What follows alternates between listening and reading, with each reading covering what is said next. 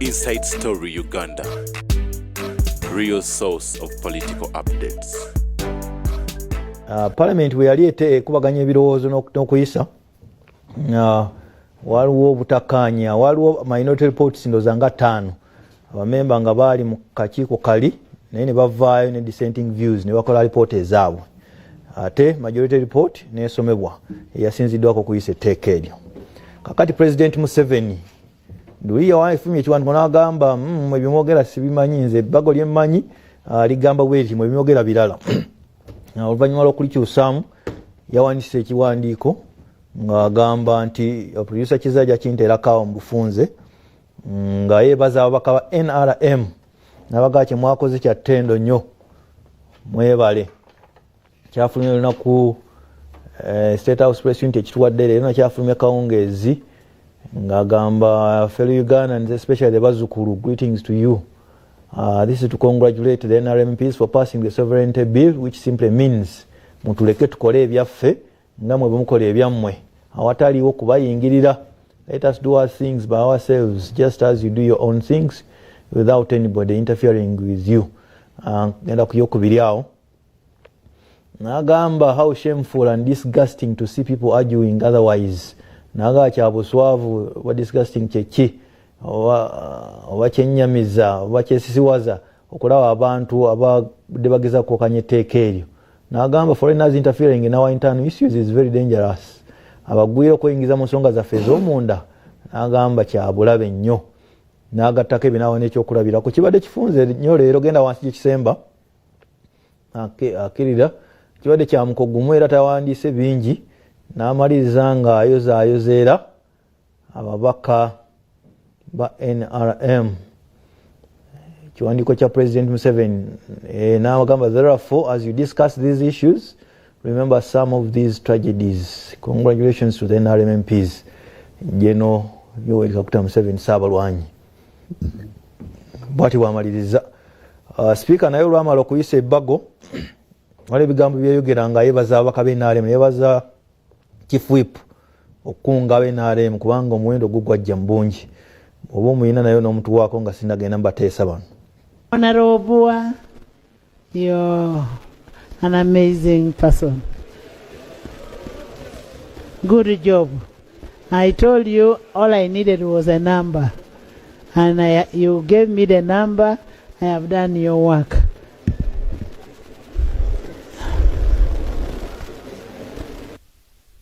Yeah, you're right, Honorable Anita Mong. Nabuuza ku babaka bali wano kirungi bonna nalonze bali mu house.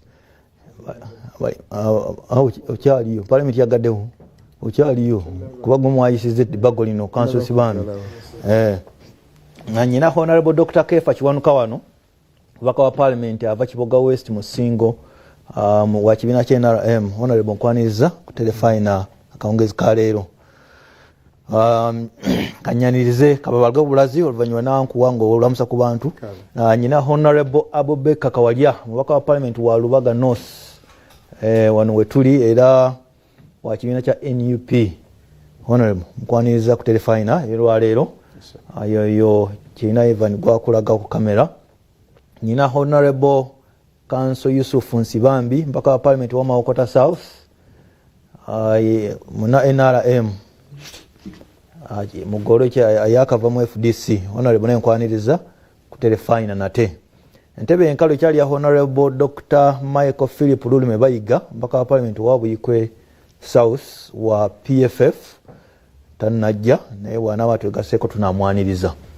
Kale kibuuzo kinjagala okubuuza oluvannyuma lw'okuyisa ebbago eryo kiki ekiddako kuba wabaddewo okubagana empawa kungi. Honorable Abubakar Kawalya ebbago lye mwayisizza gwe wali wakanyiza abadde balifiirako Honorable Nsibambi ye mulabyeko n'agange kuva wano wali ng'agamba kintu kirungi anaatubuulira ebirungi ebikirimu. Kyekiddako oluvannyuma lw'ebyo Honorable Dr. Kefa nja kuwulamuse ku bantu otuwe n'implications z'okuyisa ebbago lino senga jje n'amaana alitekako omukono bannayuganda bafuniramu wa kubanga abantu bakyakuba endulu wewaawo bagamba mwe obwatereezeddwa. Alamusa ku bantu era onziremu. Mbalamusizza nnyo bannaffe abatulaba ku lutimbe gaggadde Ssaabasajja ne bateesa bannange bwe tuli ku pano webale okunkyaza nsaasira abo abakoseddwa mu ngeri ezitali zimu naddala abali ku bunkenke olwa trade order okujjako kyenjagala okukakasa bannaffe bannabyabufuzi bagezaako kitaputa mu ngeri emu oba endala naye sirina tteeka lye mmanyi lyakayisibwa oba palamenti eno lyeyisizza nerigamba nti buli kiyosiki bulina okumenyebwa naye buli kitundu kirina engeri gyekiteeka amateeka ago mu nkola abamu bakambwe ennyo abalala baba n'okuteeseganya n'abantu kakati etteeka eryayisiddwa ndowooza mu bufunze nga bw'ogambye ligenderera okulaba nti likuuma obweteyazi bw'eggwanga awatali kutaataaganyizibwa obwetengereze bw'eggwanga awatali kutaataaganyizibwa bantu b'ebweru nga bayita mu kujja muno okukola ne babaako bye bakola butereevu oba nga bayita mu kuweereza ssente mu bufunze ekyo kyekigendererwa ekyetteeka naye ate era nga lyabadde lyetaagisa wabaddewo amateeka wano nawali naye nga tegoogerwako nnyo kati nga erya NGO manyi nti NGO Act likugira engeri ssente gyeziyingiramu n'engeri gye zikozesebwamu lino etteeka lyayongedde maanyi mu kulaba nti lyongera okunyweza ekyo naye mu bufunze wabaddewo abantu okukuba emiranga okuva mu nsonda ez'enjawulo mwabadde ne Bank of Uganda yennyini buli muntu ng'alyogerako bubwe nange mwennyini nabadde nditidde kuba nange nina interest ebweru investment mu ngeri emu oba endala zemba nfuna naye ebyo byonna ebyaliwo foreign ne Kenya, Rwanda, Tanzania, is that regarded as foreign? Yeah, it's foreign. Kasitosale za Uganda. Ne Sudan. Foreign. Ne Sudan nayo ebeera foreign.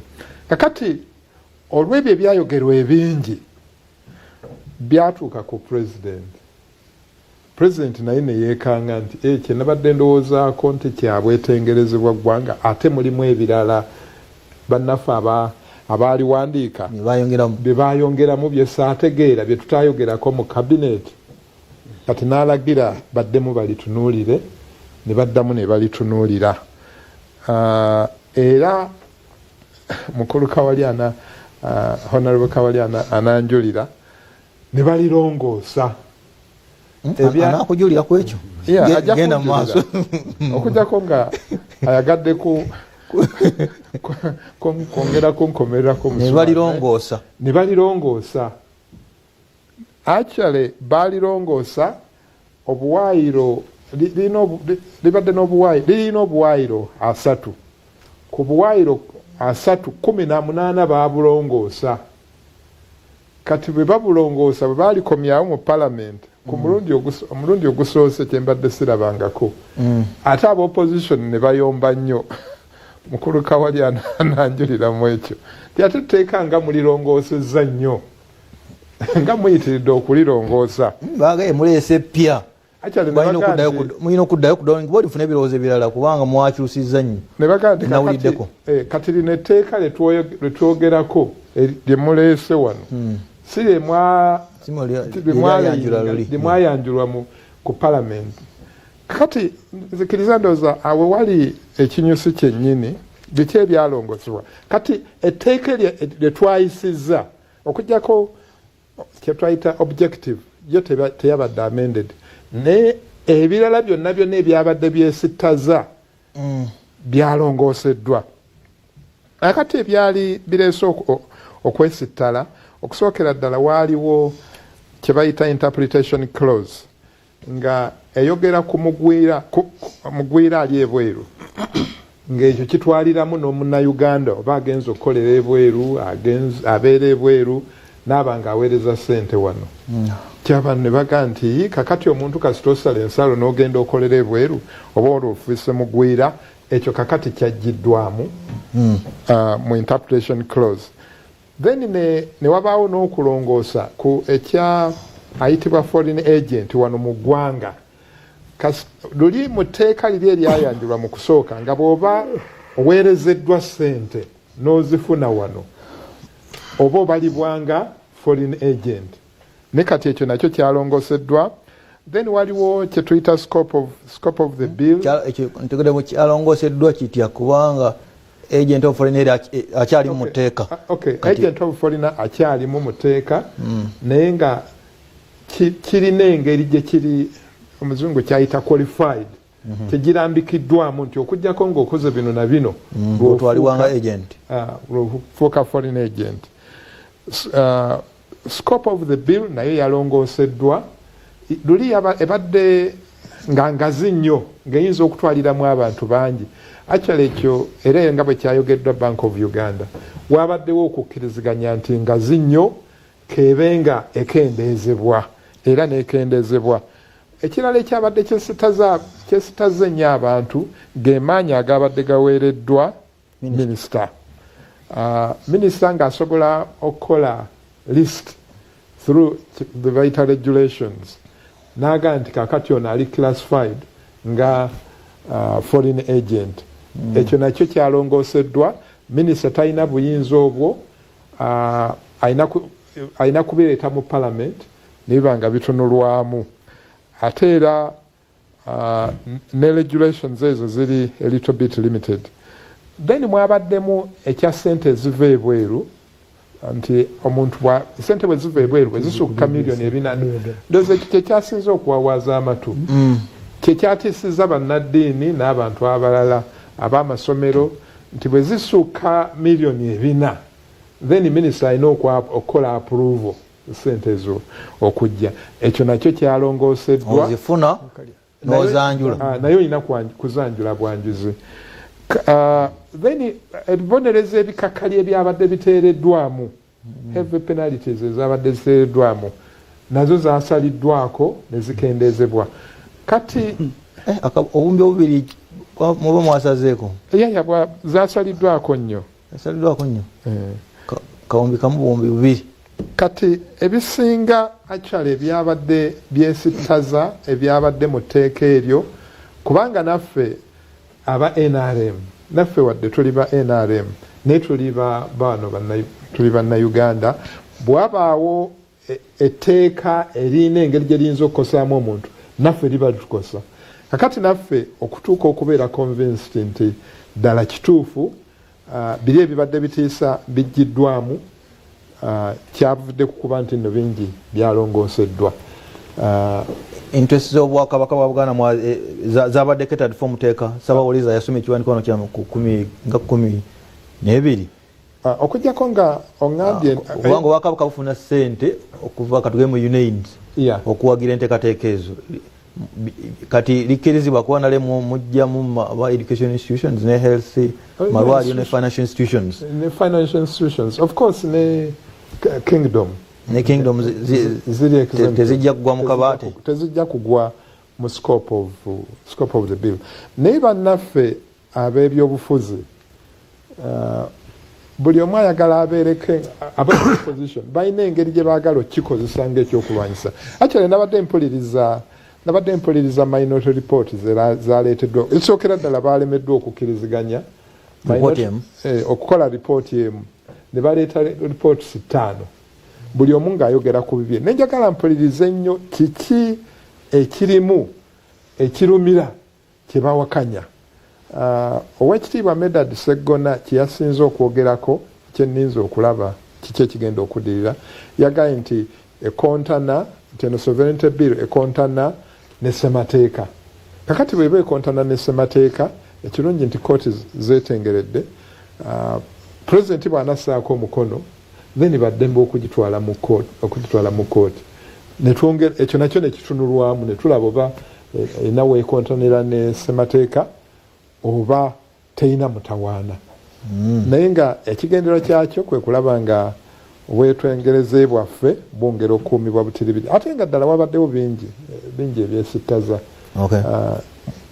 wano nawali biiru ya house yabadde ya saa 8 ku Lwokubiri si ekyo yabadde ya saa 8 kokasi mwalina olukiiko ku saa 3 ku office ya president ku wali walulimu olukiiko nalulimu mwali muteesa kuki ekyali kitanjulirwa okusookera ddala okutulaga nti wabaddewo okukuba enduulu okuva mu nsonda ez'enjawulo enduulu ezo ziwuliddwa era etteeka ne lirongoosebwa era ne batuyitiramu mu nnongoosereza ze baakoze okulaba nti etteeka lituukana at least n'omutindo oba n'abo ababadde baliwakanya okuba nti balikkiriza actually kati nga Bank of Uganda ebirowoozo byabwe byatwaliddwa era ne bakkiriza ne baweereza acknowledgement nti ddala ebibadde byesittaza birongooseddwa kati musobola okugenda mu maaso n'etteeka eryo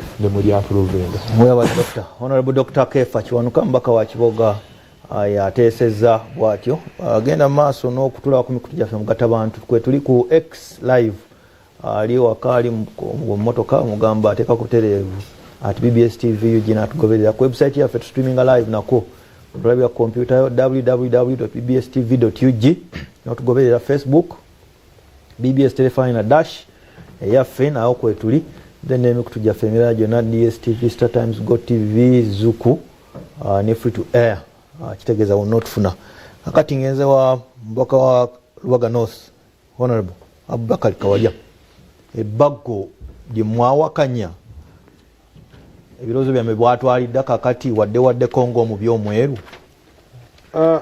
nayanziza lamusa ku bantu onziremu muganda wange Dansan Busulwa wali omusa guno okwebaza management ya BBS Bwakabaka bwa Buganda obwagituteerawo tusobola okujja ne tubaako ensonga zetunyonyola eggwanga lyaffe Uganda njakulamusa kuba batulaba n'okusingira ddala bannalubaga North bakama bange bempeereza emyaka 5 gino gye tuli mu kumaliriza ate era bengenda okuweereza emyaka 5 emirala egijja mu maaso nkakasa gye tutandika wiiki ejja olunaku lwaleero lunaku lwa ttendo nnyo oba oliawo kiba kirungi nnyo bannayuganda ne bategeera ebigenda mu maaso mu ggwanga lyaffe era mpulidde omuteesa avuddewo nga nnyonnyola ebirungi ebiri mu tteeka nga n'essaawa zino singa tuteekawo referendum eri bannayuganda ojja kwesanga abasinga tebawagira tteeka lino waliwo kyetugamba nti tteeka liri unpopular ebiseera ebisinga amateeka waliwo agakolebwa nga gali popular nga bwe twali mu tteeka ly'ebisiyaga lyali popular kubanga twayitanga yonna gye tuyise ng'abantu bakugamba nti munywere kimanyi nti waliwo embeera naye munywere naye etteeka lino erya protection of the sovereignty bill njagala okukakasa abatulaba nti yonna gye tubadde tuyita teriri popular n'abaliisiza bennyini bakimanyi baliisiriza ku bunkenke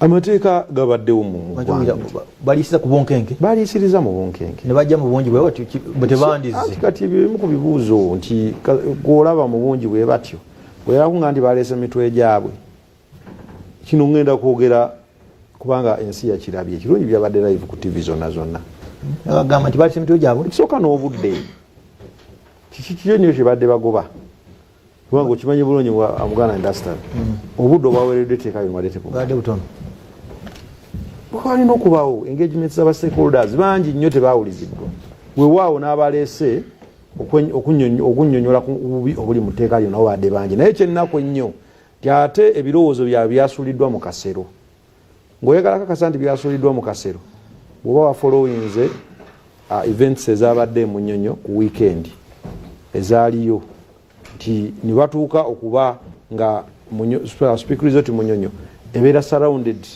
SFC ne other security agencies nga kyebalwanirira kulaba nti baprotectinga abo bebadde batadde ku nninga okulaba nga etteeka eryo likola ki liita etteeka ekigambo obwetengereze naawe wo wandikyagadde waka wabe obwetengereze kubanga obwetengereze isagala okwemalira nsonga zange yes wano akiraba ayinza okulowooza kirungi meaning yakyo mu luzungu ne mu Buganda kirungi naye ebyakwekwedda byebakwese munda si birungi. Lwaki nze ndowooza si birungi? Kisooka tulina amateeka getulina agaliwo getulowooza nti galibadde garegulating ensonga ezimu ze beesibyeko. Wano mu Uganda tukimanyi tulina ettaka erivunaana eby'immigration weeriri era lyogera ku mbeera bwetyo y'essente ez'ebweru n'ebirala. Tulina etteeka erya money laundering Money Laundering Act litulowooza nti nalyo era likola bwaba balibadde bagala amendments baliisa eyo. Tulina erya Penal Code Act weeri era waliwo n'abakulembeze n'abantu abalaba na Uganda bebavunaanye nga bavunanyira mu tteeka erya Penal Code. Naye ffe twewuunya bukya lubanga lwa mmindi ne muva mu kalulu akali jeno ne mukamaliriza ng'abakulu bateekateeka kulayira naye nga waliwo n'etteeka lye bali mu kuvuga.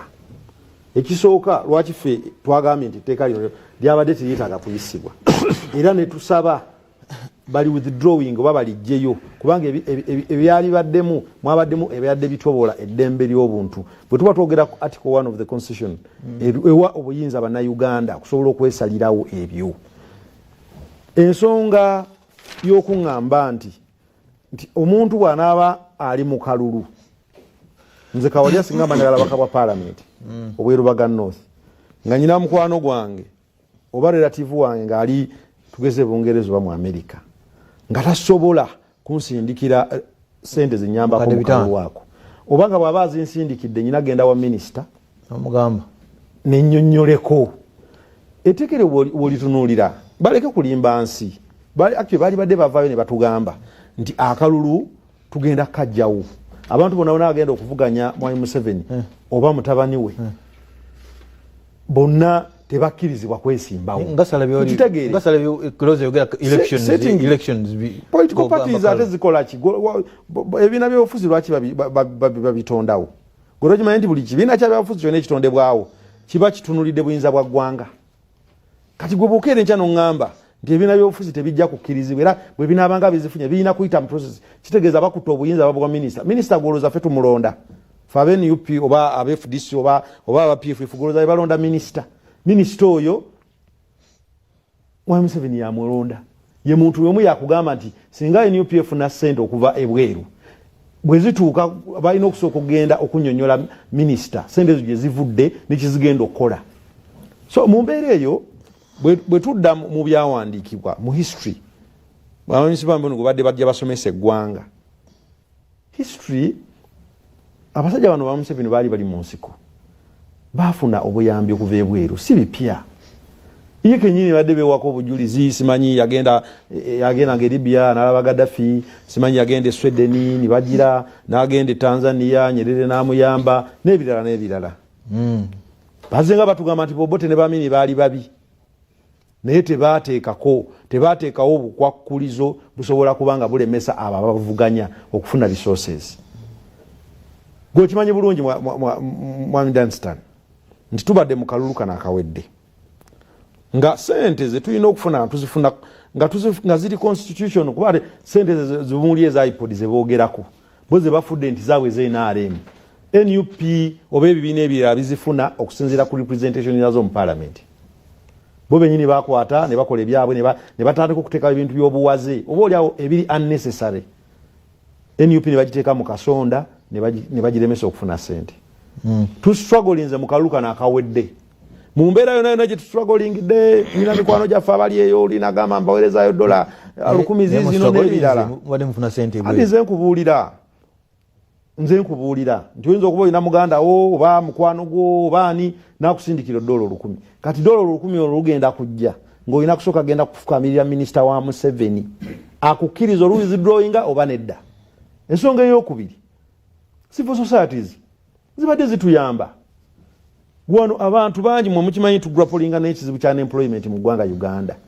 abantu abasinga survival yaabwe badde ku civil societies ebyo ebina bimulira ezo non government organizations ezimu nga zifuna obuyambi bweru gasobola okuemployinga abaana ba Uganda ne basobola okubanga basurvivinga bwetwogerera ebibiina ebisinga gavumenti yabiggala n'ebitono ebiriwo nabeerawo binaafuna ssente birina okunnyonnyola nti sente zino tuzifunye netugenda bwetuba tugenda kuzimba toilet yino newo tugenda ogizimba wano ne pulani baza approvinze zizino so ziri okadde bina yerimiti muganda wange obwannakyemalira bwe tubadde tujja bisatu bakukkiriza buno bwe bwannakyemalira mpadde kyakulabirako obwannakyemalira bwe tuze tunyonyola ensi bwe buno obuliwo nti omuntu tosobola kukkiriza bakuvuganya kusobola kubeera na independence mu byanfuna kubanga kati wano waliwo kye tuyita economic sabotage timanyi Museveni bakutte eggwanga batutadde ku kisenge fe aba-NUP oba aba-FDC oba aba-PFF oba n'abalala ababawakanya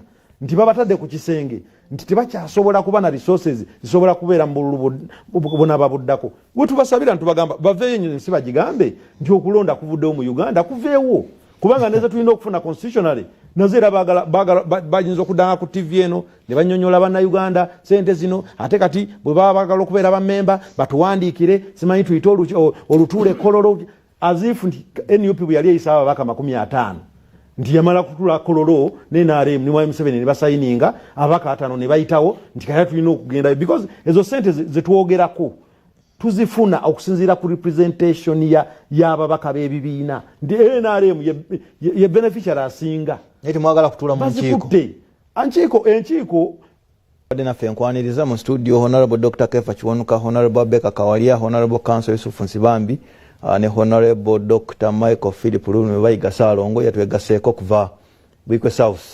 Tukyagenda mu maaso kukubaganya ebirowoozo ku bbaga eryayisidwa ery'obwetengereze bw'eggwanga Uganda naye kanso kenkujjukize nti okulwanyisa enguzi bunaayizibwa abo nange bw'olaba yenyigira mu bikolwa ebyo tosirika kubiraba State House Anti-Corruption Unit ku simu yabwerere toll free 0800 200 0800 202 500 0800 202 500 beba State House Anti-Corruption Unit ekulembera General Henry Yesoke.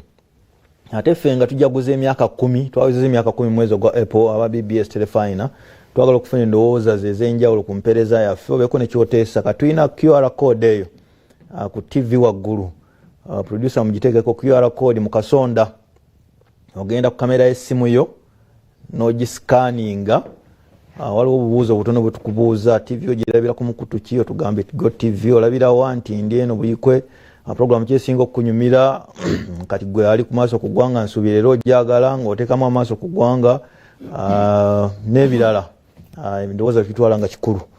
Honorable Yusuf Nzibambi Council ebbago lyayise kyekiddako era mulowooze ngosereza zasanyusiza abantu stakeholders abasomi bibiri abatwala ebirowoozo byonna byadde catered for mu bbago eno limwaleese ne muyisa sebo nange nsaba okwala omukisa mudakiikemu okubuuza kubatuuliriza n'okulamusa bakama bange bendinabo mu studio sitokere ddala ku mukono ogwa kkono maama wange manyo ndaba obadde tomanyi Dr. Lulu omwagala nnyo yayogera oluzungu n'oluwulira nga tete walusoma yalogerawa nga nesimbyewo kuba deputy speaker nga mwagala nnyo musajja yayogera oluzungu nga Museveni anyeenya omutwe bwati agiza amaaso yono ye Dr. Lulu Bayiga yali amutegekeddeyo enkwale ye naye simanyi oba ekyaliyo nja kugireeta ku weekend maama ngimutuuseeko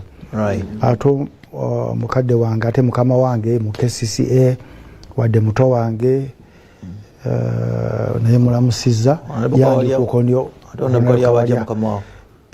mu KCCA yali mukama wange esebo ng'olipotinga wuwe nali ndipotinga wuwe yeka not even wa president ngono ndipotinga ba Lord Mayor through the speaker. Okay.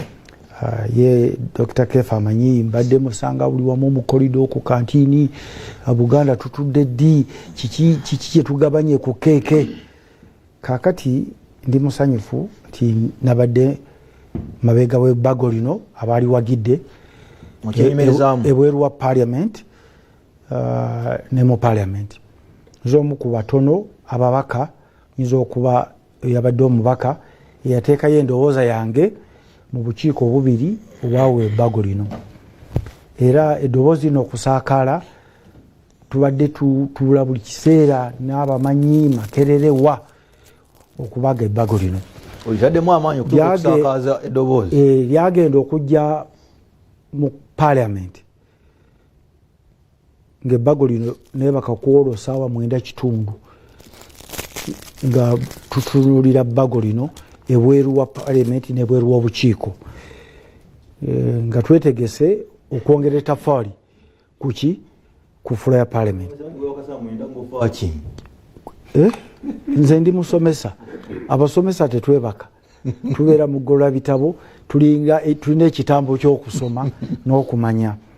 Kakati bassebo ne banyaba batulaba ebbago lino byajja mu caucus dokita akyogeddeko teryajja nti bbago n'ebirowoozo bye baatubulira mu caucus kubanga ebbago lirina okujja ku lukiiko lireme kuba nti lyaliikinga oba lyayita ebweru era abantu bagamba nti mutubuulire ki ekiri mu bbago mutubuulire ne bagamba oninde mujaddiraba naye bye bino ebirowoozo ebyawamu era bye mba mugenderako ne mbuuza neiba wange nali naye ne mugamba naye tunaafuna abantu ebbago lino ffe twasuze tetwebase era olw'omuvubuka mutabani wange akola ku rediemu Sapienza gwe ngamba ti omanyi okuva manya sinaba kulya ntwalako mu motoka nkwata ku mukono nsobole nyiza n'okugwa nenywa amazzi n'endya kakati nga ndi ku bunkenke kiki kyenjera ekyansanyusa eryali lwageranga ebbago nti abatono tebaliwagidde abakiise abangi saagalaga nti oba BNRM kubanga mulimu abasayininga waliwo honorable gwemmanyi saagala mwogerako Wemakindi yasayininga ebbago nga wanupu kati wetutuuka waliwo abatasayininga nga baludda n'abalina NRM naye abantu bibiri Makindi ziri east ne west Alan Sewanyana ne Nyeko si Sewanyana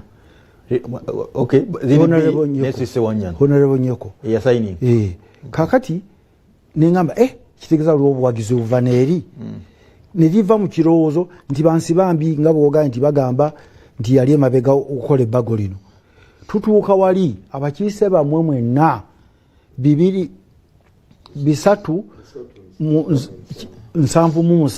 ne bawagira ebbago ntunulake wawanala kawalya nga bawera abali 5 nga badda wansi kakati nekikulaga nti nebbago bannayuganda baali wagira kubanga abakiise bamwe bebakiikirira Uganda yonna bw'oleeta nti ebibiina by'abakazi Bank of Uganda ani naani ebibiina by'abakazi bimu abakazi bameka waliwo abaava e Masaka ne bajja ku lukiiko ne bagaffe tuvudde Bukomansimbi nga bali 4 abo ne bawandika nti abantu 4 kati n'owa ekifaananyi ti abantu bonna abajja bagoba ebbago abakiise bamwe babaddewa be bakiikirira eggwanga ebbago lino lyebaza nga saagala kubanga dokita anyonyodde bulungi ebirimu nebyakyusiza naye njagala njogere gye bayita spirit ebbago lino lyebaza nti lyayita mu mitendera gyonna ne bayita buli muntu ajjawe ebirowoozo dokita Lulume n'akiikira ekibiina kye eky'amaanyi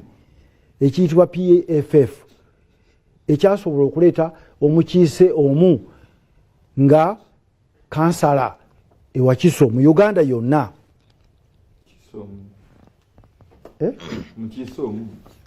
kansala mu Uganda yonna naye bamukiza n'aleeta ebirowoozo kakati tayagala oba omuntu yena tayagala muntu alina ababaka abasukka kumpi 4 kuleeta bbago lino kati gavumenti enakola ki gavumenti yerina intelligence gavumenti yerina obukuumi gavumenti yemanya sente zino zonna ezijja muno kakati mujiwadde obuvunanyizibwa okuvuga emmotoka kati gwe alina kansala omu oga nti abantu baligobye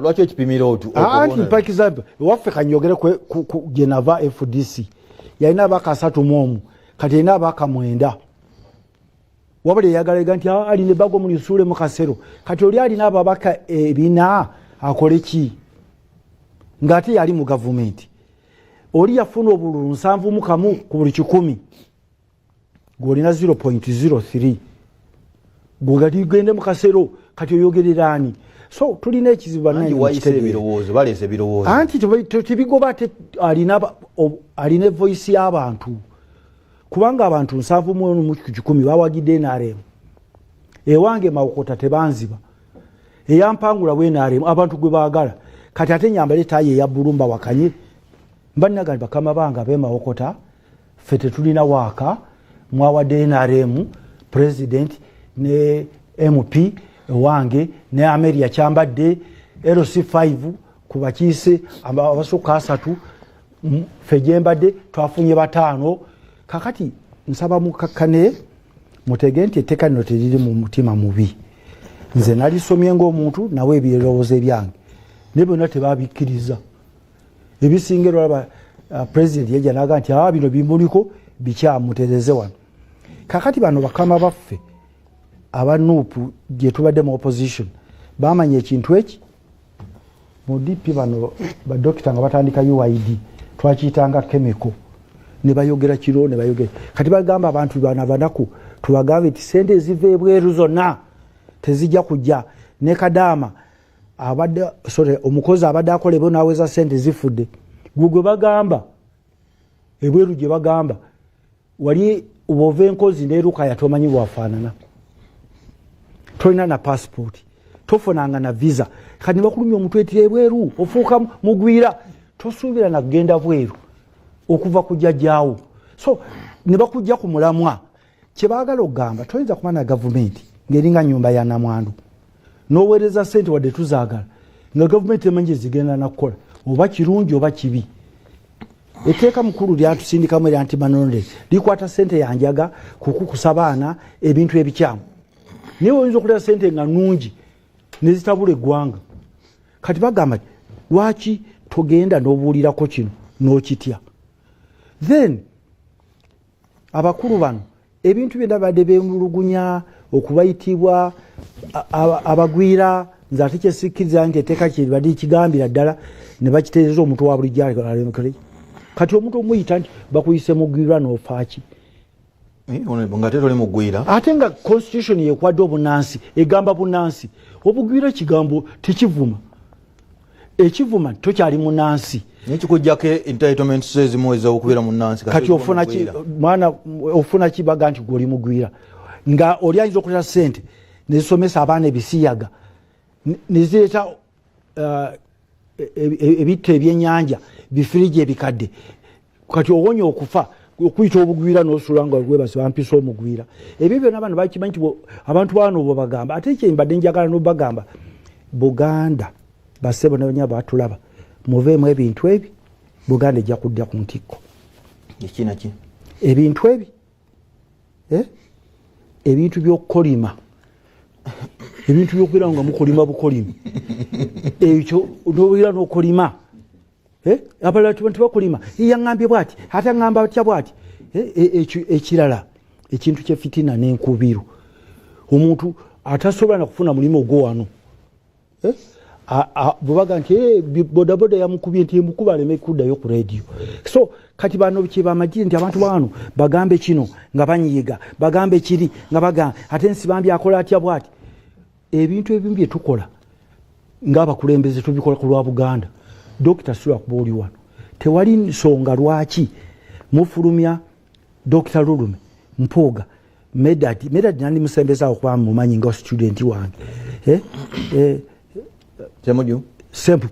Semuju zibami nze si nnyonnyo naye kati Medad nze batugamba tulonde abaana betukola nabo ba researchers n'ogenda mu kibiina ng'ebintu ne Medad simulabangako emyaka 25 gye nasomesa Makerere alinamu bino ebyokuzimba bye ne ali very sharp noga nti kati olw'ensonga kati ebyo byonna lwa fitina lwaki ayambala kooti so etteeka lino lyayise ne bompa ne maliraawo lyayise gwe kikumala ekyo nalibaddemu mutabige kibayita political reality webaka na mwenda kibayita political reality oba mu Luganda bakinyonyola batya ki politics kyaki kyali kakati gwe tolina buyinza bujja kuwakanya tteeka lyaweereddwa ne liyisibwa abantu abawera 277 nga wawezezza 5 n'ofulumira wandibadde oliteesezaako bonna bano ababaddemu bebaita opposition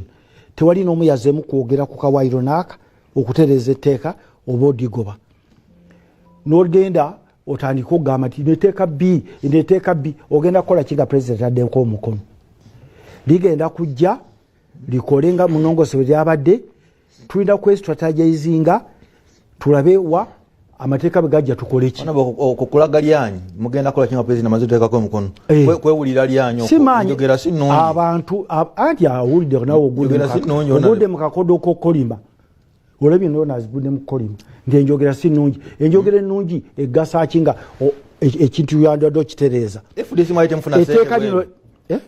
mfuna sente kuva bweru okufuna ngokyali mu FDC temwafuna ku kasente Political Organizations Act egamba ki sente ezo baziripotinga kati wozijjayo ebweru neziita socialism here atakkirizibwa oyagala gavumenti eri mbuyinza etunu ebutunuzi twadde n'omubaka n'agenda mu parliamenti ya European Union ne batandika okuteekako si nvumbo ebiragiro twayise etteeka erya homosexual ne bagoba neba speaker obutagenda kutambula kati ebyo bitwagala okukuuma naye nze kyembadde nsabamu dansani nga mmaliriza muwe ekitiibwa abakulembeze bammwe temujja kubeera eyo gwe toli surveyor noyagala wepimira ettaka siri dokita ng'ono bwali nejagala nejjanjabe abantu bwe tunavaamu ekyo nenini etteka bwe liba bbirani bali tetitambula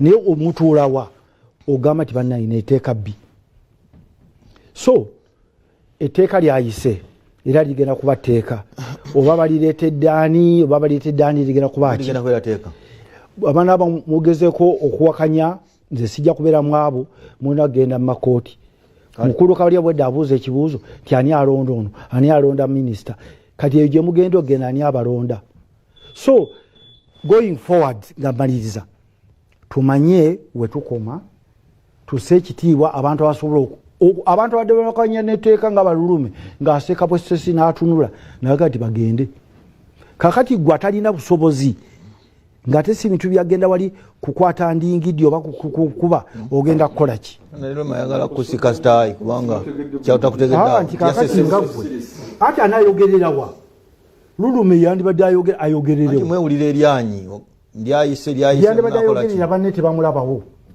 ate baagala kuwakanya ekintu ekikola ki so etteeka lyayise tugende mu maaso mukole emirimu egiteeka emmere ku mmeeza muweere abaana bammwe mwejjanjabe temugenda mu ebyo bintu bya nkubiiru nakukolima babiveeko bajja nakukolima bakole ki amaaso ku ggwanga kanzige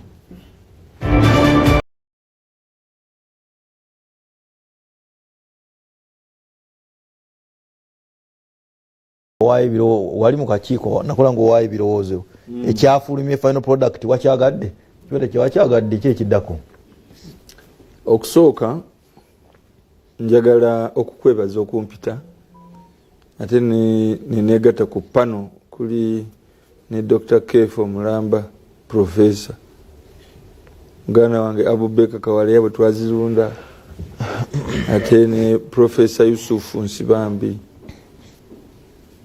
mpuliriza n'obwegendereza era mbaddewo okwo kusobola okulaba nti etteeka lino kaleega bikya kabaddewo sakkaanya nateeka lino lyonna musaalikkaanya nalyo era nalowooza teryetaagisa era twalyogerako mu cabinet eya PFF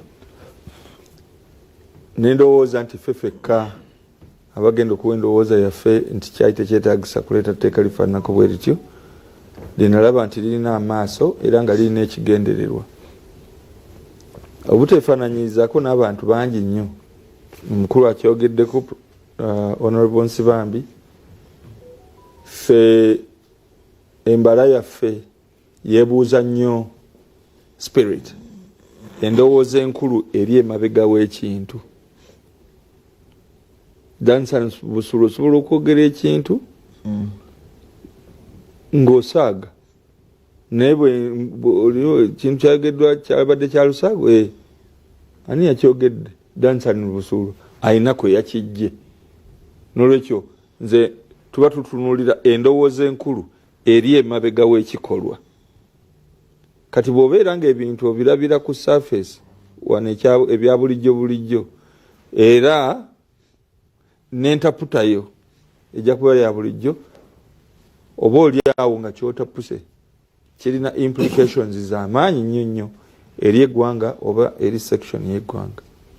N'ekyo twagamba nti kino Mwami Museveni akireetedde mu mutima ki. Kiseera kino Dansani teekwa okumanya nti omukulembeze w'eggwanga muntu mukulu mu myaka era nga yandiyagadde okufuna control, absolute control, kufuna amaanyi ag'enkomeredde ku bantu ba Uganda n'ebitongole byonna. Then emyaka na absolute control bikwatagana nvuka tayagala control naye control naye oba oli awo ono bw'abeera nga yeetunuulira embavu zasobola okubeera nazo ne stress zosobola okumuwa nga muli mu dduka mugobagana naye emisinde ayinza okukaluubirizibwa. N'olwekyo ayagala tteeka erisobola okumuyamba. Ebitongole ebyo byonna ebisinga obungi biri mu ngalo zaabyo biwambye nga tutandikira ku Parliament. Honorable Yusuf Nsibambi yayogeddeko omulundi guno terina amaanyi mangi era n'ababaka abasinga obungi kituufu naye nga ababaka bali mu buwambe. Era bw'oba ng'oyogera n'ababaka ng'oyogera naye Ssekinoomwo agamba nti bino bye tukola si bituufu naye omukulu bw'abyagala. Ababaka sayidi ki? Aba NRM kuba tulina emikwano kati nze ono wa NRM naye mukwano gwange ng'omuntu era muwe ekitiibwa. Sibambi tavangako okubeera musajja mugezi. Kefa wuuyo mukwano gwange mwagala kuba musajja mugezi kufuna PhD nabeera wano mu bino ssebo tumuyita mwangu era byavaamu bibeera byamagezi naye oluusi bibeera bya bikukujju era nga nina obuvunaanyizibwa okubagamba nti olowoozeza mu ngeri ya bukukujju ate nga sirowooza nti nno bajja kunsongamu olunyi oba okunkiikira ensingo nga mbyogedde kubanga ndi mukwano gwabwe. Waliwo ekiseera wootuuka nga ne mukwano gwo nga mukwano gwo yoyo gwosobola okugamba ekintu ng'omuntu omulala kyandibadde kimunyiiza naye n'atanyiiga. Nze bwe ndowooza Mwami Nsibambi ne Keefa ne Abubakar Kawalya abatudde wano. So Mr. Museveni ali mu phase eyagala obuyinza obwenkomeredde ku buli kintu era bino ebiriwo bino byakutuzza mu 86 Dr. Keefa byakutuzza mu 86 we bakwatira obuyinza bakadde baffe ne bagamba nti tuli mu transition era tugenda kutandika tukolere wamu mu ngeri y'ekipooli mu bbanga eggere era lyalisooka kubeera lya myaka 4 gyokka. Ntugamba ebibiina by'obufuzi babisuspending standing order number 1 nitubeera mu kipooli era ekipooli ekyo nekitutwala okutuuka mu constitution ate nituva mu constitution tugenda ne mu referendum nga tuli mu kipooli nfuga ey'ekipooli kibiina kimu. Kati Mwami Museveni gyayagala otuzza naye nga tajjawo bibiina bya bufuzi ate teeka likwatagana ntya n'enfuga y'ekipoliisi manyi nanti bino okufuga endowooza kye tulikose anaafuga ndowooza. Yes, endowooza enkulu eri emabega wa kino kufuna absolute control ku maloboozi n'olukontana lw'ebirowoozo. Nze okubeera wa PFF previously DP lwali lukontana lwa birowoozo ne system eyaliwo ey'ekipooli era olukontana lw'ebirowoozo ebyo mu nsi y'abagunjufu yatwa Dr. Semwogere Bazakari Olumu ba Maria Lubega Mutagamba n'abalala mu kooti okusobola okusoomooza enfuga ey'ekipooli ng'obuyinza obwenkomeredde buli mu bantu bamu bakawunyansiko abajja ne bakwata obuyinza bw'eggwanga era baali successful. Buga tosobola kufutubbala ku ddembe ery'obuntu ery'obwebange.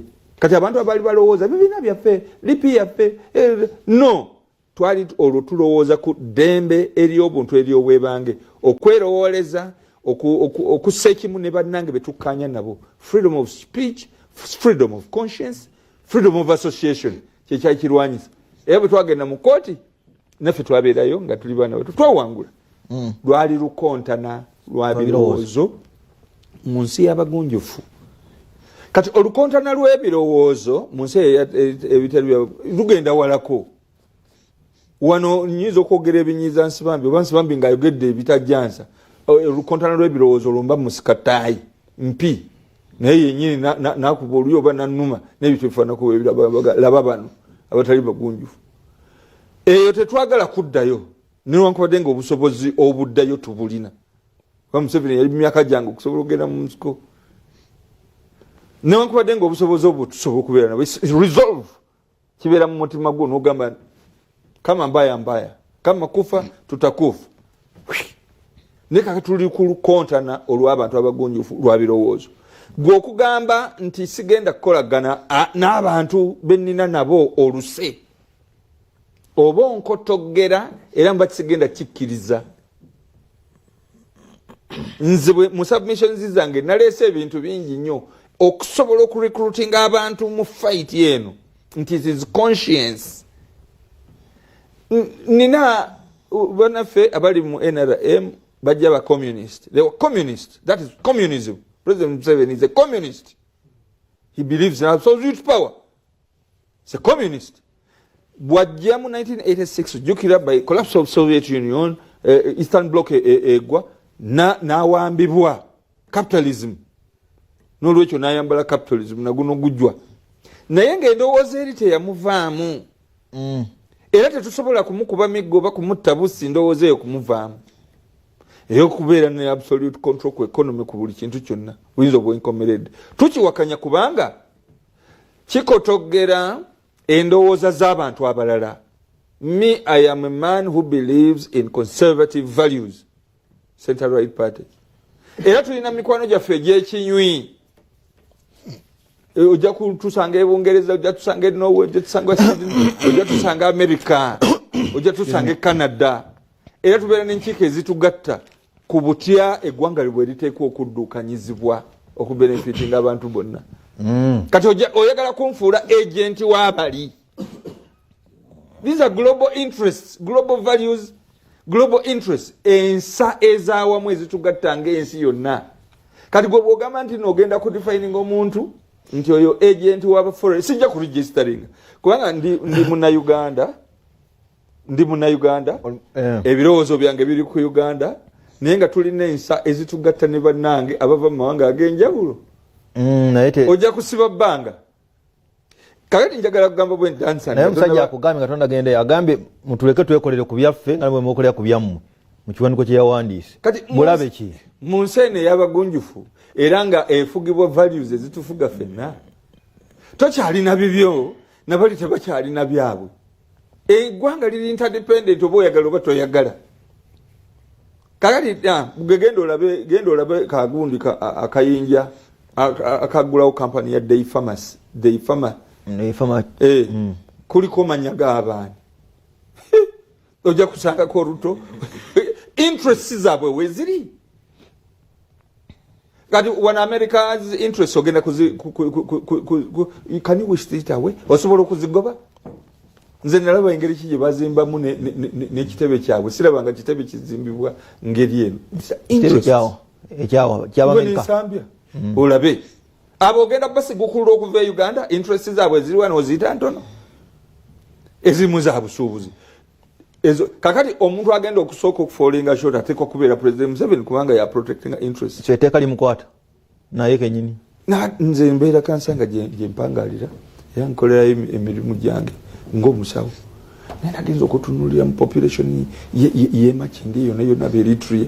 It is Asmara made simple. Agent waba Eritreans yani ono kujja ku President Museveni a protecting interests zaabwe. Genda olabe abantu sajja bafa bava e South Sudan. Olabe interests z'abana Uganda bali e South Sudan. Zikuumibwa zitya ng'ozitadde ku minzaani interests z'aba South Sudan abali wana Uganda. Olabe an agent yani. Nokyo libali mukwata ng'omuntu. Kakati muteeka lino ntunulidde ebintu byonna bye baayisizza. Kwa basobodde n'okwayisiza nga parliament. Bye mwayisiza.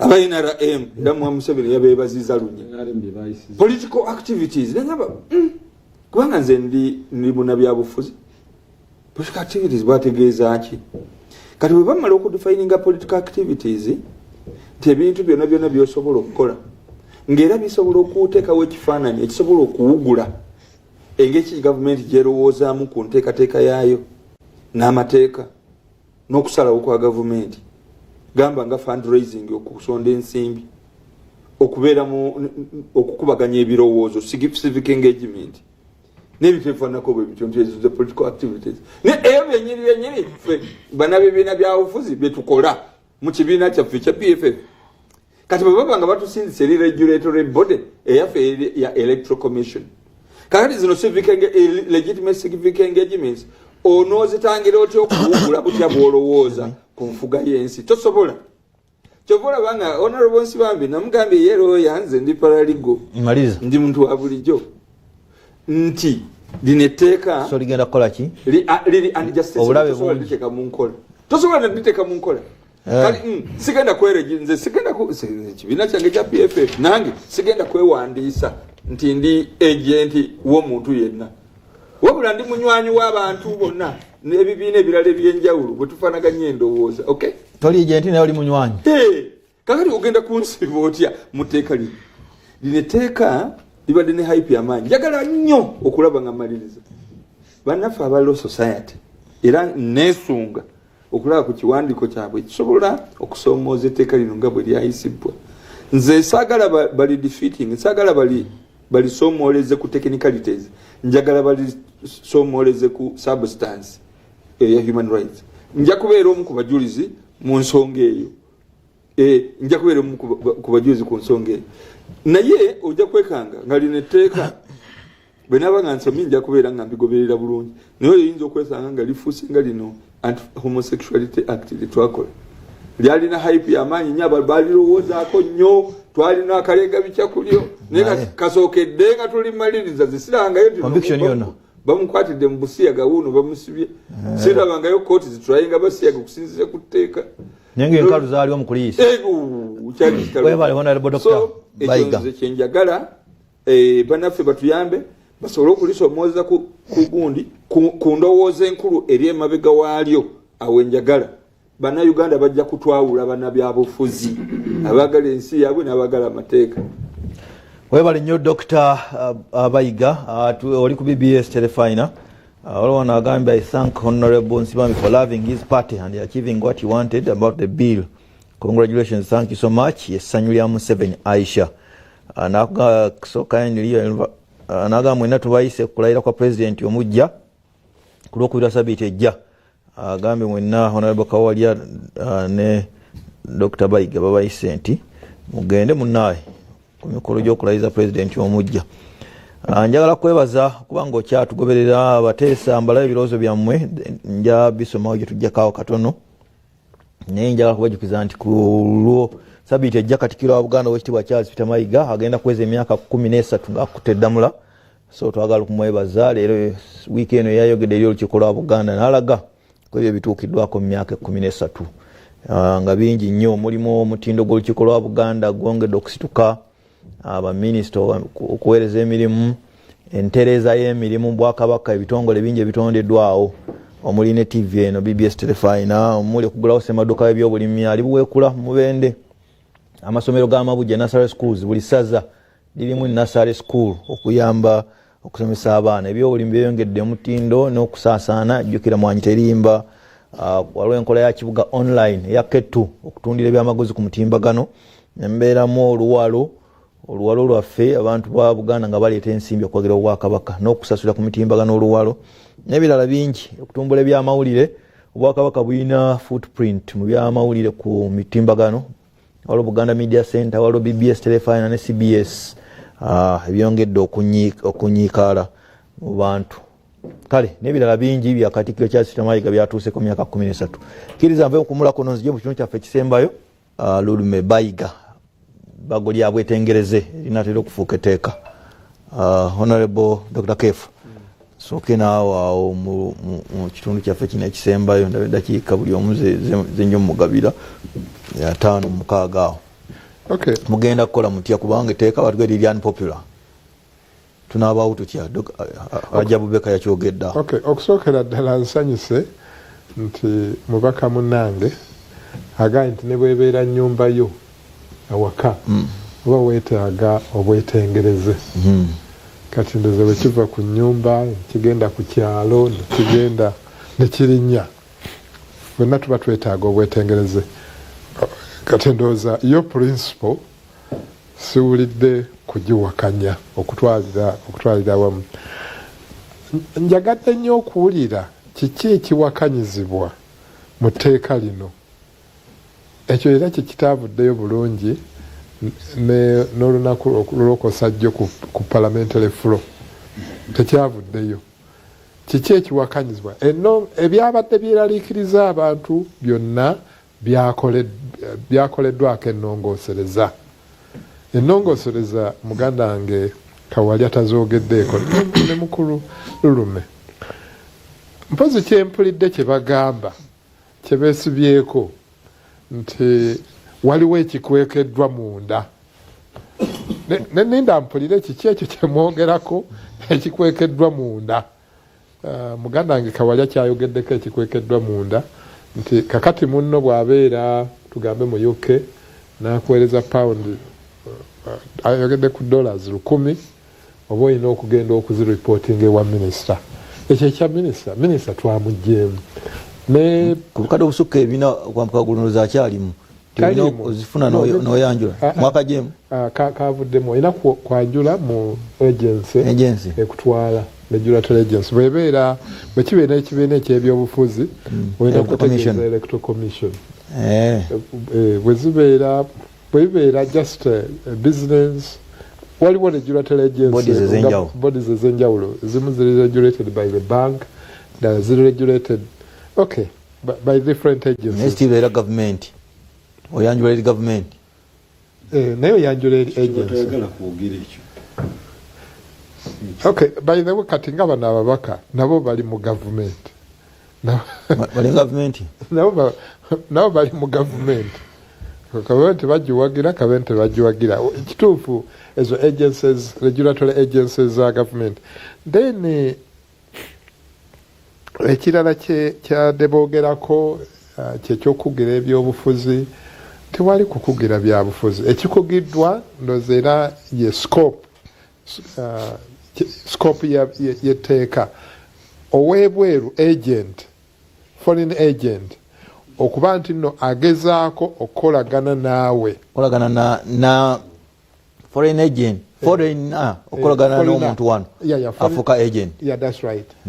Okukolagana naawe tugambe okukyusa gavumenti oba okutabulatabula ebyobufuzi ekyo kyekitakkirizibwa naye ngaate ekyo kitegerekeka kuba n'ensi ezikulaakulanye nazo etteeka eryo zirina etteeka eryo tulina mu UK gyeriri mu USA gyeriri wano Kenya juzi wayiseewo ekiseera naye nabo baali baleeta etteeka nga baagala okugira ssente ebibiina NGO ze bifuna okuva ebweru 15%. Nti era bw'obanga ozifunye ezo to their budget bw'obanga ozifunye ng'ogenda kufuna ssente nnyingi ng'olina okuba nga oziripootinga mu regulatory agency. Mu Rwanda nabo balina engeri something similar to that.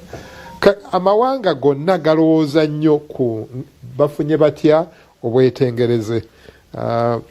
Kale nno sandyagadde bannaffe ab'opposition babe nga boogera ebintu ebyeraliikiriza abantu nti waliwo ekikekedda mu tteeka lino. Tewaliwo kikekeddwa. Ekigendererwa kukuuma bwetengereze obw'eggwanga lyaffe ate nga ne mukulu Kawalya naye aboogeddeko nti ne bw'obeera ng'olowooza ku nnyumba yo awakaawo oba weetaagawo naawe obwetengereze. Naye kammalirize nga mbayozaayoza nnyo management staff ate era n'abakulu aba gavumenti ya Ssaabasajja olw'emyaka 10 BBS Telefina gyetuuseeko. Ndi musanyufu nti naliwo nga BBS Telefina eggulwawo ate era tuba tutambudde ffenna nga tuweereza ng'otuba omukisa okubaako bye twogera oluusi ebikkirizibwa ate oluusi abantu ne batabikkiriza. Kituufu nnyo. Weebale nnyo dokita. Kakati owulidde Honorable Kawalya bw'obaleeta etteeka nga lyakwata abasezi ab'ebukunja eri Dr. Bayiga gy'ava gwe atali musezi obulabe oba obulabe owa atasuubira kuseera nako. Kakati ebiseera ebisinga batukuza batugamba nti amazima gali tufuula ab'eddembe nti ffe etteeka lino abalisiiga omuzigo baddembe bajja disiiga omuzigo nga bwe mbalaba bwe babikolera ne kati wano naye tekijja kujjawo bubi buli limu ekiteeka bbi era ndabe mukulu wange yeesiba ku kyawe olaba newaka wennyini kubeerawo bwetengereza olina okubeerawo mutual consensus wakati wo mukyalawo n'abaana bo naye buli wotandika okukola ebintu ngaobikole obikozesa mukono gwa kyuma olabye mukulu wange Nsibambi ayogeza amaanyi mangi kati palamenti netuula emitwe nga bwajogedde simanya ababaka 377 ne bawagira etteeka eryayisizza ebibonerezo nga n'omuntu adifairinze omwana taweza myaka egyo okumusiba omuntu arepinze omukazi tebamusiba myaka etteeka lye bayisiza ebibonerezo bye bataddemu ne fayini y'obuwumbi. Kakati njagala atulaba ategeere nti fayini gye batadde mu tteeka lino okumanya erina ebigendererwa bataddemu fayini ya myaka 10 okusibwa oba okuwesa engassi ey'obuwumbi 2. Mwamdensani tumanyi kitegeeza oli bwayogera ku bilioni 2 obukadde 12 obukadde 12 mu ikonome yaffe ye Uganda si kintu kyakusaaga. Kale no bwe tuba twogera abakulu ndala bategeere nti mwami Dr. ono gwolaba ali wano mu Lubirizi Munnakiboga munnange amazima gali nti newuwa ekiboga gy'ava singa wanaabawo omuntu gubakwatidde mu kkuba eryo teri muntu alina ne bodisu kyona ne bwogituuza tewali muntu ayinza kurezinga buwumbi nga bakusingisa omusango either bakusiba emyaka 10 obakola fundraising, public fundraising, yes, oba ne bakuwesa engassi ya buwumbi bumeka naye nga sente ze boogerako zoyina okudikeyalinga zitandika milioni 4 siba kiri engassi owa ya buwumbi bumeka 2 obusinga ne sente ze batandikirako zoyina okudikeyalinga kitegeeza nti ne banakukwata ne bakuteeka mu kasona abaga nti waliwo milioni 5 ze wafunye bajja kusalira okusiba emyaka 10 oba okuwesa engassi ya buwumbi 2. Kati etteeka bwe lityo teriba ddungi. Amateeka nkakasa bwe twakayingira palamenti eyo nga tuli mu induction bafacilitators bona we bajja batugamba amateeka omulimu gw'ababaka gimu ku mirimu egimanyikiddwa egiri constitutional kola amateeka naye mukola amateeka ago agatagenda kunyigiriza ddembe lya buntu. Kati neteeka kyobola ne muganda wange waawo yejja kukyokuba nti y'omu kuba author ayogeza amaanyi lyayise teri akiwakanya y'omu kubatula ne bawandiika akiwakanya yes mwaliyisizza naye at the end of the day implementation yayo egenda kubeera etya. Yes, Mwami Museveni agenda ajja kulisayininga then kyekigenda okuddako mwetegese kusiba abo abatakiriza mu gavumenti. Honorable Kawalya okaaba ku bibonerezo ebinene papasi y'amateeka ya deterrent measures bakuwa akabonerezo kosobola batwogera ku human rights okola amanya amateeka osasule akakadde kamu naye nti nkulaze nti etteeka lyetwakoze it's the first of its kind nti tetuwabangawo tteeka lyali likoddwa lirina bibonerezo nga lino libiina simanyi obaali obadde ogoberera amateeka gonna penalties zonna babogera currency points yes gyewulirangako tetuyisangako tteeka kino nkyogera ano senior lawyer muyina ninawo senior politician Mkululume no doctor yetufaanagana nyinza nokuba namusookayo naye mu byobufuzi dokita nyinza n'okuba namusookayo naye dokita abadde emirimu mirala ebyobufuzi abiyingidde luvannyuma kubanga ate politics emyaka mingi weewaawo egimu nali siweereza nayonka muyonke naye amazima agaliwo nti mu mateeka ge tuze tuyisa gabadde gali challenging era nga butuze tugalaba waluli bakolera okutwala aba civilians mu court martial n'ebirala naye tewali tteeka lirina bibonerezo nga tteeka lyayisiddwa wiiki eno weri kyovola tusigala ffe tugamba yisi mwaliisizza naye kiki ekigenda okuddako era muveeyo mugambe ensi nti twaliisiza papasire tutagetinga mmwe bakawalya bapulezidenti Kyagulanyi n'abalala ayiza mugenda kusasula obuwumbi 2 oba okubasiba emyaka 10 tutegeere nti kati obwanakyemalira mu butaddeko sitampu biwedde nti anaabatakkaanya na NRM nti ajja kuba mulabe w'eggwanga naye nga ga amazima agaliwo etteeka lino lyolaba ffe twasimbye Nakakongo bamembers teri tteeka lyali libaddewo n'ensonga lwaki minorities zazze nnyingi nga bamembers abalina okukola submissions before the committee mu committee stage tebaweereddwa budde ekyo mukulu nsibami ayinza okijulira tebaweereddwa budde mu committee kuwaayo nsonga zaabwe ninga ate mu mbeera ya bulijjo baba balina okuwulirizibwa buli omu nawandiika akaola abatuuse nga buli omu alina issues ze ne bakola minority ate ne procedure rules of procedure zaffe zitukkiriza buli omu okola ye buli omu asobola okukola minority ye kubanga nsobola okubeerawo nga tulina kyetugatta naye nga buli omu alina ensonga ze zagamba nti nzi zino zendeeta nolina ensonga ze zendeeta n'ebirala ne mu mbeera eyo tetugamba nti etteeka bwe liba ddungi kyetuyita stakeholders engagements lwaki mukiwa obudde butono ng'ate mukizudde nti abantu badde bapiikinze interest mu tteeka lino no obudde ne timing nabagee timing yokka etteekamu eryajjidde tekibangawo tteeka waliwo tteeka mukulu Trump lyagezaawo okuleeta luli nga bakava mu kalulu waliwo kalulu kaataawangula luli nera gundi parliament senate yagaana nemugamba twakava mu kalulu tewali tteeka lyetugenda kukola ki kuyisa mu Uganda bukya ndooza kuva mu CA tewali tteeka liri controversial yali yisiddwa nga ebyokulonda byakaggwa so nkulusibambi ono kujawo nga anaatunyonnyola agency kyeyo because tukkiriza nti waba nga babaddewo a matter of national importance oba a matter of agency ebaleseza etteeka lino ne bataliwa budde bumala ne batawuliriza abo ababadde bakyalina ensonga zaabwe nga ne Governor Bank of Uganda yennyini bamwogeredde bwogerezi kuba omuntu eyajja before the committee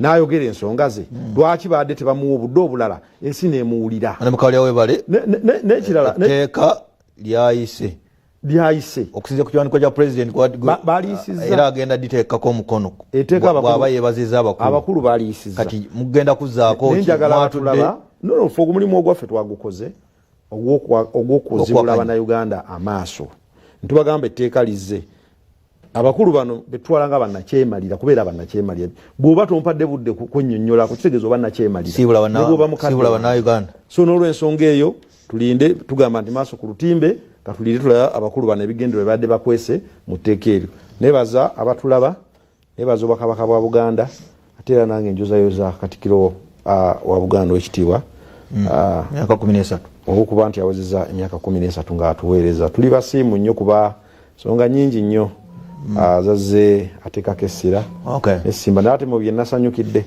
kwe kulaba nga agezaako kwenkarejinga abaminisita b'obwakabaka kubanga bafuna obudde ne beewummuzaamu kubanga ennaku zino abantu bafa ebirwadde ebizibu abantu bafuna blood clots n'ebirala bafa stress n'ebirala pressure ne sukaali bifuuse bikambwe naye ekimu bwonoonyereza ku nsonga kwe kwefuula bize netutafuna budde bwewummuzaamu n'olw'ensonga eyo mbeebaza nnyo mbeebaliriza ddala naye Uganda esigala ng'eri ku mwanjo era mbasaba tetusirika bwoba nga waliwo byetulaba ebigenda okutabula ensi yaffe Uganda. Olayira lunaku ki?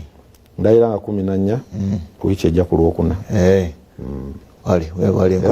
Era sebo ku Lwomukaaga tugenda kubeera ku St. Nicholas Orthodox Church kada yange nga tenajja tomanyi nti nali mpajirwanga naze naye rangirina yeri egenda kutuukako ku St Nicholas Church bwesibamye ngotunulira kawali namuwagira simuna kugenda kuba lwa mukaaga wiiki ejja banalubaga North mbayita mwenna sobola okuba nga twebaza Katonda olw'okuba nti akyasobodde otukuuma. Dr. Kefolayira ddi ngende wa kanso ndayiranga 14 naye pata yange egenda kubeera nga 15 naye Katonda nnyo tekibadde kituufu wavudde ku muzinda lwakanya so kituufu nti biliyoni 2 ku muntu owa bulijjo omuntu wa bulijjo miliyoni emu biliyoni emu entity biliyoni 2 bifaanagana kawumbi kaba kawumbi kanoonyeze honorable council siba sebo neyanza obwangu mwakozesezza nange mu dakiika emu nsaba okuyozayoza CBS eno BBS eno okutuuka ku myaka 10 ne mukama waffe Katikkiro emirimu gyakoze egy'ettendo abasinga bayinza okuba tebagiraba nefe ababadde eyo ku ground mu Buganda tugirabira ddala nga gyamulamwa tumwebaza okuba nti yalekawo ofiisi ye yali ekola obulungi n'asiima n'akkiriza okusiima kwa Kabaka kumukwatizaako emirimu egy'ebweru. Ebyange Honorable Kawalya abikoze bulungi nnyo atubuulidde bulungi nti baadde bafuna ssente okuva ebweru okukola ebyobufuzi ezijja nga ne gavumenti eyinza okuba temanyi mu banywanyi baabwe okuva ebweru baki bye babagamba tetubimanyi kubanga nuupu ekibiina kyalimu tekyalina manifesto omuntu ng'omu kinoomu nuupu teyalina manifesto ng'ekibiina wabula ye omuntu omu teyalina manifestobambireka kulimba nsi the 11th genda ku Google 11th point program kali manifesto yaffe manifesto eyo efuna kubudde obugisomamu nga tonaba criticizing asagala kwogera lwaki sagisoma Google kweri ginoonye buli sector ina twajogerako bannayuganda balina Google be bameka n'ekyo tukireke. Ekyokubiri nga nakyo kikulu nnyo tewali gavumenti eyinza kubeera mu buyinza neewulira nti sente ezidduka nnyo okugijjako oba okugiwabula ziva bweru nesirika busirisi eyo political reality ke America tebakkiriza kufuna sente za byabufuzi kuva bweru gye boogerako era abakulu gye bali gye boogerera. Ekirala basebo ne bannyabo ekintu bwe kiba kibi ne mujja mu kakiiko oba ku lukiiko olwa parliament ne muwayo endowooza ne kisoma kifuula nnenge oba okusula mu dustbin bakuwa omukiso gye oyogere ku fulo ya parliament. Bwe twatuuse okuteesa ebbago lino nnyingo ku nnyingo tewali wa kibiina kya bufuzi oba nuupu yawakanyiza baade bazze n'akakodyo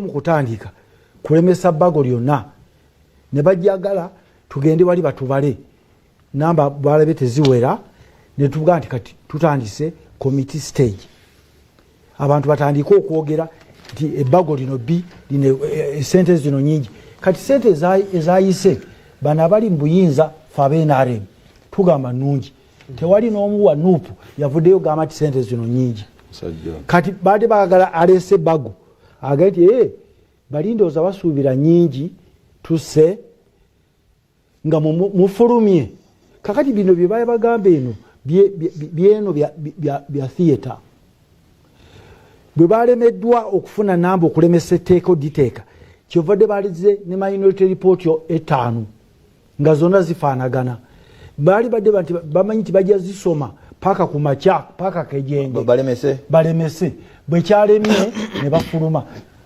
Dr. Kefa kyabuza nti ebyo byonna byoyogera nga tetwabiwuliddeko nga muwakanya zera newunyiza bwana Kawalya Honorable ogamba nti ffe tetukkiriza mu kino ku rekodi mwakyogereddewa kakati amateeka temwabawadde bukadde kusoma alipoota zaabwe ate akadde bakusanzeeka leader wa opposition yafulumye makati ga kuteesa gundi najja n'agamba nti ye leader wa opposition yadani oba Semuju naga kati nze leader kakati nga kiswaza kubanga leader wa opposition bamulondera mu parliament ne bamuyanja obukiiko bwagamba nti obukiiko tebwawadde bantu mukisa si ku kiiko bwa NRM babuleeta bani ababucheringa okucheringa okukuza babuleeta balini bagamba kano bakataddeko stamp kano bakataddeko stamp bwe mwabulonda nga parliament yogera ku mbere y'abadde nga naawe osiibula abantu adowoozi ekifaananyi kyenzanyi ekya speaker nga tutandika